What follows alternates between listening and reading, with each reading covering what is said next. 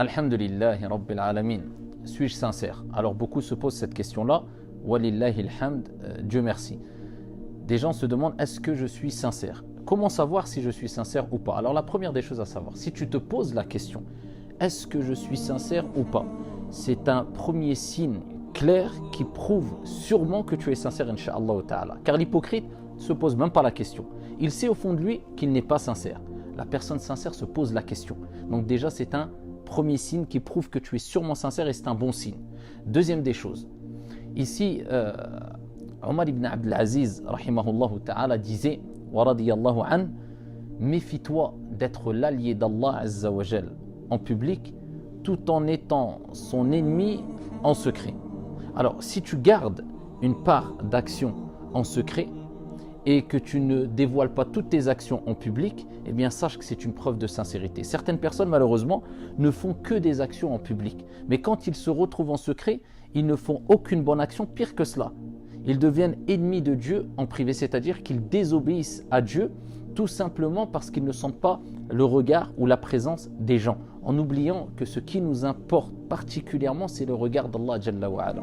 Voilà pourquoi Ibn al-Qayyim rahmatullahi alayhi disait, lorsque tu te retrouves seul dans l'obscurité et honte du regard de ton Seigneur Tabaraka wa Ta'ala, et dis-lui à ton âme, celui qui a créé l'obscurité me voit.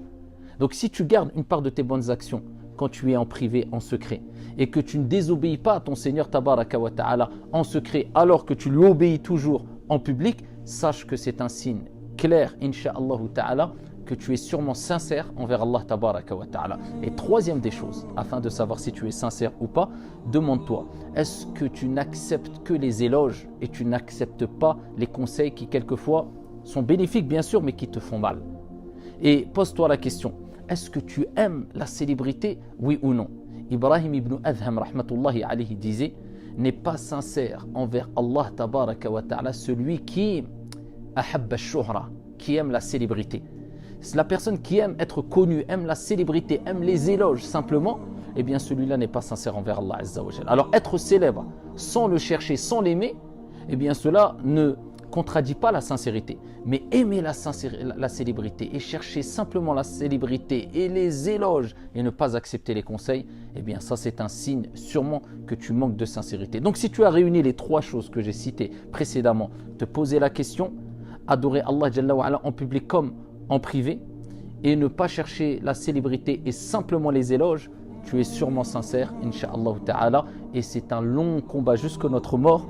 Ici, le fait d'être sincère et de renouveler son intention afin de adorer notre Seigneur avec sincérité, c'est un dur combat et c'est pour cela qu'il est important de multiplier les invocations afin de demander à Allah Tabaraka wa Ta'ala, celui qui détient les cœurs entre ses doigts, il les tourne comme il veut, de nous accorder sincérité et véracité, qu'Allah Subhanahu wa Ta'ala nous accorde sincérité et véracité jusqu'à notre mort. Amin ya Rabbal Alamin, walhamdulillahi Rabbil Alamin.